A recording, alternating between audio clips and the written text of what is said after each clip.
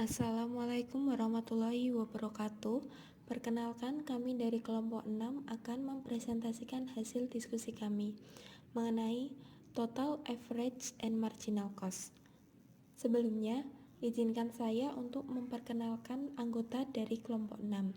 Yang pertama ada rekan saya, Nur Salamah dengan NIM 20804241045. Yang kedua ada saya sendiri, Rinda Lestari dengan NIM 20804241049, dan ada rekan saya Ririn Dwi Rahayu dengan NIM 2080424217070. Materi yang akan kita bahas pada kesempatan kali ini, yang pertama yaitu ada fixed factor, yang kedua ada variable factor, yang ketiga meliputi fixed cost, variable cost, average fixed cost, average variable cost, dan marginal cost. Lalu yang keempat ada the shutdown point and the break-even point. Oke, langsung saja kita masuk ke materi yang pertama, yaitu ada fixed factor.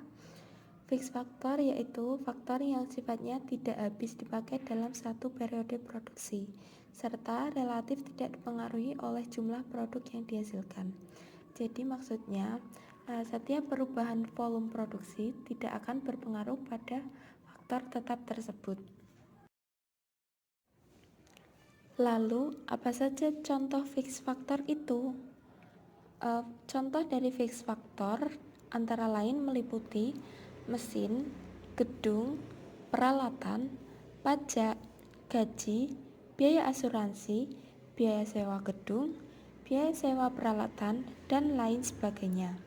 Faktor-faktor tersebut di atas masuk ke dalam fixed factor karena tidak dipengaruhi dan tidak mempengaruhi volume produksi secara langsung. Selanjutnya ada variable faktor. Variable faktor merupakan faktor produksi yang sifatnya habis dipakai dalam satu periode produksi, serta besar penggunaannya sangat berkaitan dengan jumlah produk yang dihasilkan.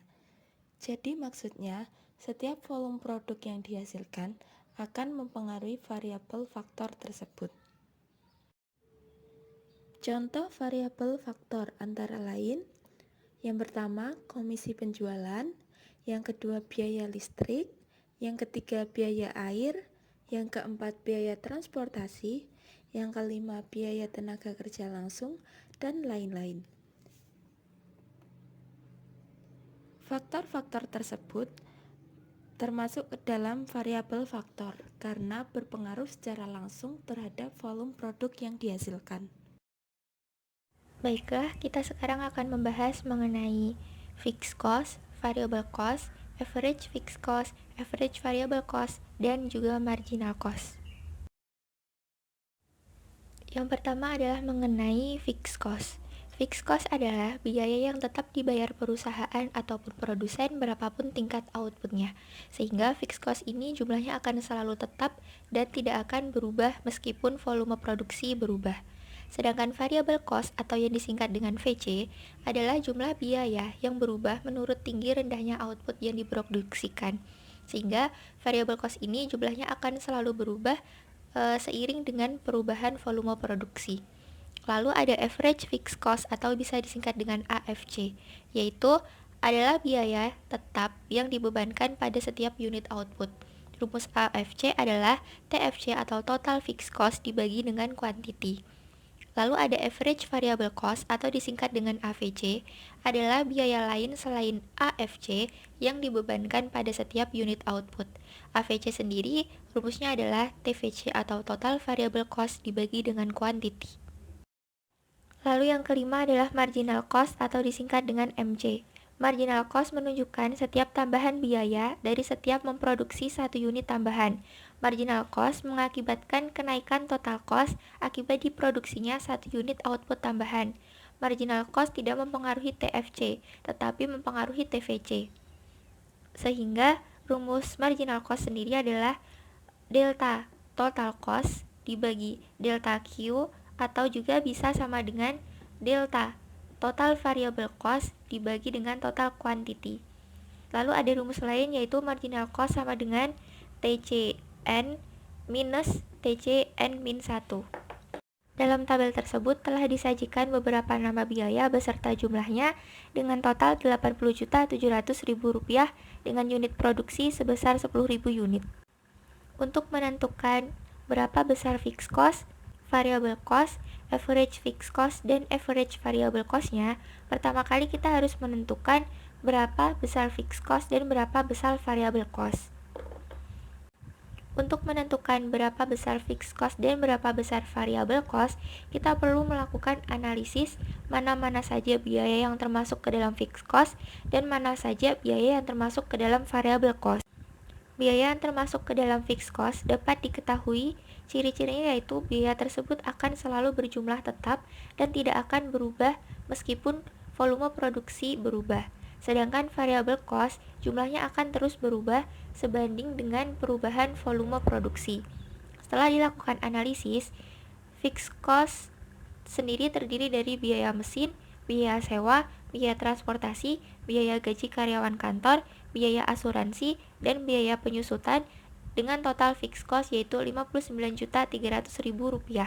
Sedangkan yang termasuk ke dalam variable cost adalah biaya gaji karyawan pabrik, biaya bahan langsung, biaya bahan penolong, dan biaya iklan dengan total Rp21.400.000.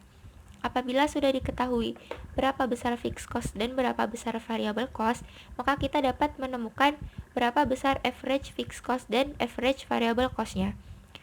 Untuk menentukan average fixed cost, kita dapat menggunakan rumus total fixed cost dibagi quantity.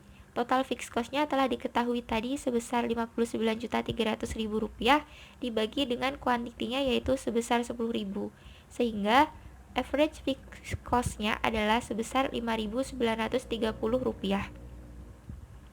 Sedangkan average variable cost-nya dapat dicari dengan rumus total variable cost dibagi quantity, di mana total variable cost-nya tadi berjumlah Rp21.400.000 dibagi kuantitinya 10.000, yaitu average variable cost-nya sebesar Rp2.140.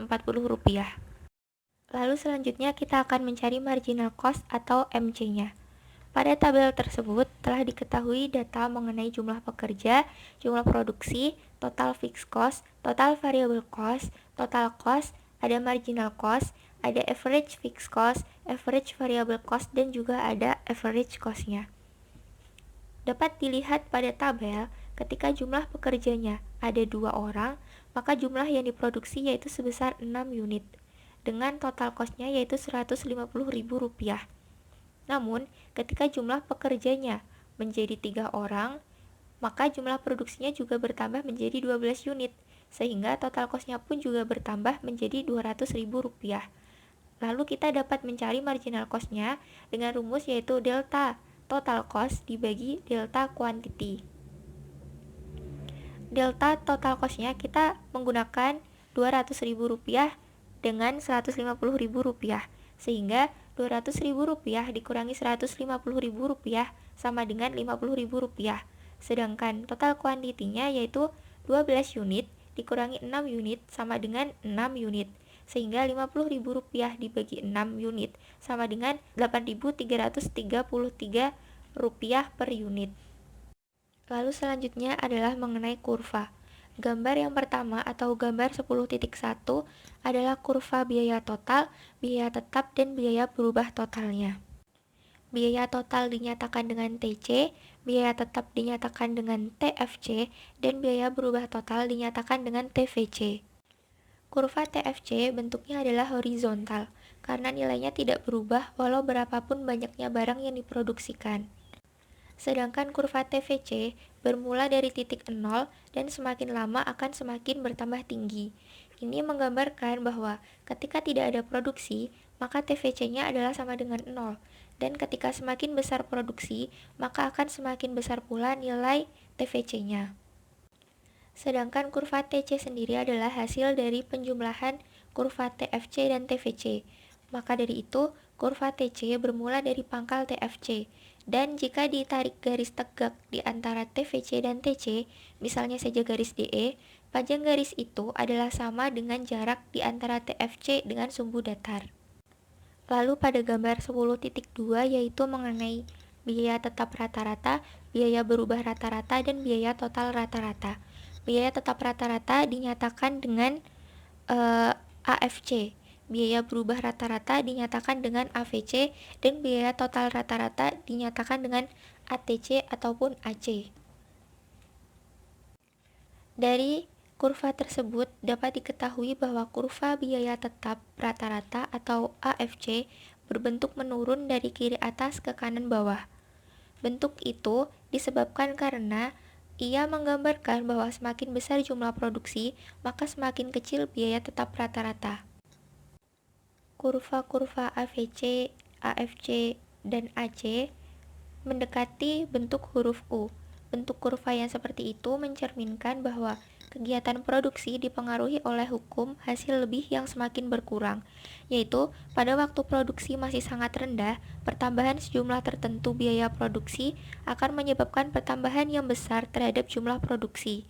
Tetapi, apabila produksi telah menjadi semakin banyak, jumlah tertentu biaya produksi akan menimbulkan pertambahan produksi yang semakin sedikit. Sebagai akibat dari keadaan itu, pada waktu jumlah produksi sedikit, kurva-kurva AVC, AC, dan AFC menurun. Dan pada waktu jumlah produksi sudah semakin meningkat, kurva AVC, AC, dan AFC arahnya menaik. Baik, yang selanjutnya adalah kurva mengenai hubungan antara MC dengan AVC dan AC.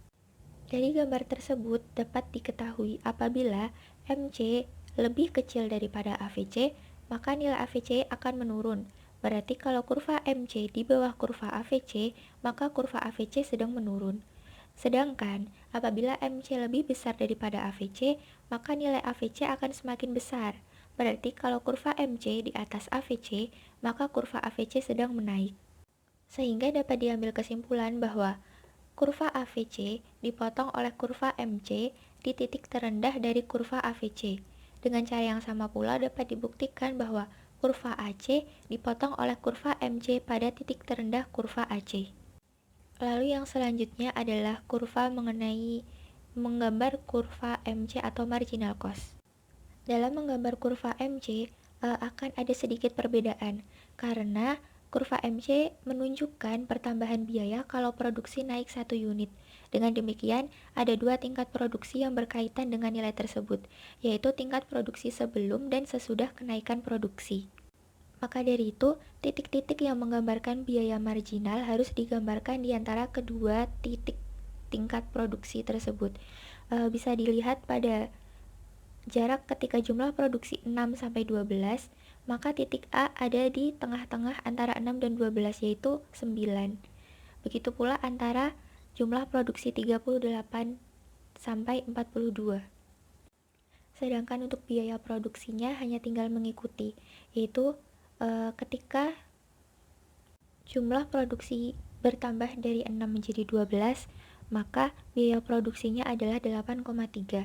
Sedangkan ketika jumlah produksi bertambah dari 38 menjadi 42 unit, maka biaya produksinya adalah 10. Selanjutnya kita akan membahas shutdown point dan break-even point. Shutdown point adalah titik terendah pada kurva biaya variabel rata-rata. Ketika harga turun di bawah titik minimal pada kurva AVC, penerimaan total yang didapat tidak akan cukup untuk menutupi biaya variabel sehingga perusahaan akan menutup bisnisnya dan menanggung kerugian setara dengan biaya tetapnya. Dalam kurva shutdown point ini terjadi ketika harga berada di bawah AVC. Bila harga pasar berada di bawah garis AVC, perusahaan harus tutup karena harga pasar per unit akan menjadi penerimaan perusahaan per unit barang bila barang atau jasa perusahaan dijual. Saat harga pasar di bawah shutdown point akan membuat total penerimaan tidak sanggup untuk mencakup biaya variabel untuk memproduksi barang. Semakin banyak memproduksi barang, maka rugi dalam biaya variabel akan semakin besar. Oleh karenanya, pada posisi ini perusahaan harus ditutup. Selanjutnya adalah BEP. BEP adalah suatu keadaan di mana seluruh penerimaan secara persis hanya mampu menutup seluruh pengeluaran, di mana TR sama dengan TC.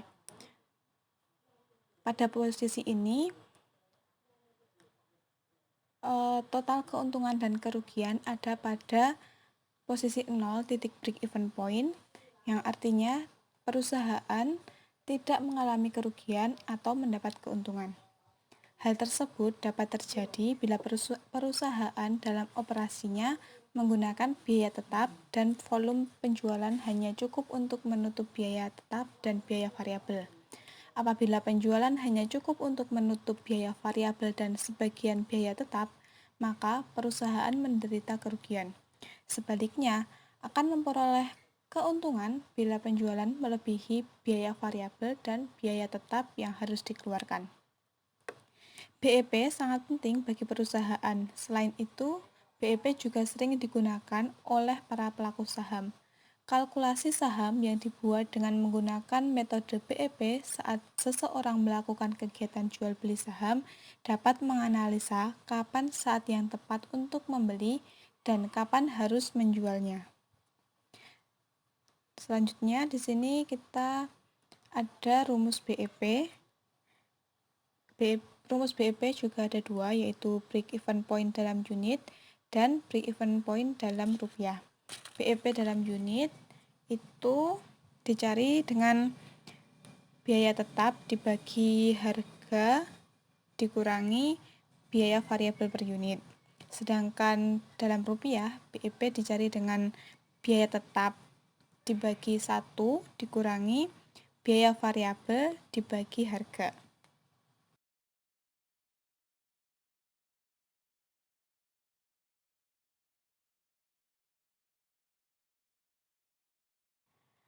Untuk kurvanya bisa kita lihat bahwa titik BEP ini yaitu pertemuan antara TR dan TC. Nah, ini adalah contoh soal break even point. PT Aljaya yang menjual produknya dengan harga Rp40.000 per unit dengan biaya variabel Rp25.000 per unit dan biaya tetap sebesar 300 juta. Dari data tersebut, maka dapat dihitung BEP rupiah dan BEP unitnya sebagai berikut. BEP rupiah yaitu rumusnya biaya tetap dibagi 1 dikurangi biaya variabel per unit dibagi harga. Dengan begitu diperoleh 300 juta dibagi 1 dikurangi 25.000 per 40.000. Hasilnya akan menjadi 800 juta rupiah. Selanjutnya untuk BEP unitnya sama dengan biaya tetap dibagi harga dikurangi biaya variabel per unit. Sama dengan 300 juta dibagi 40.000 dikurangi 25.000. Hasilnya akan menjadi 20.000 unit.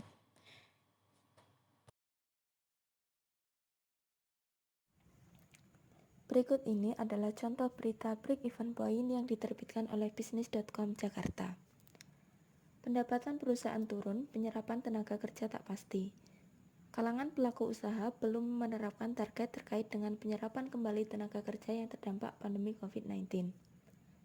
Penyerapan baru akan dilakukan setelah kondisi dunia industri dipastikan kembali normal.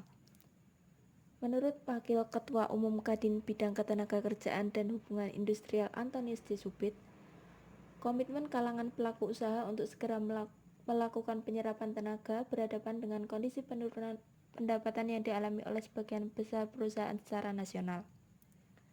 Kami berkomitmen sepanjang masih mampu. Namun, kalau ekonomi masih drop bagaimana?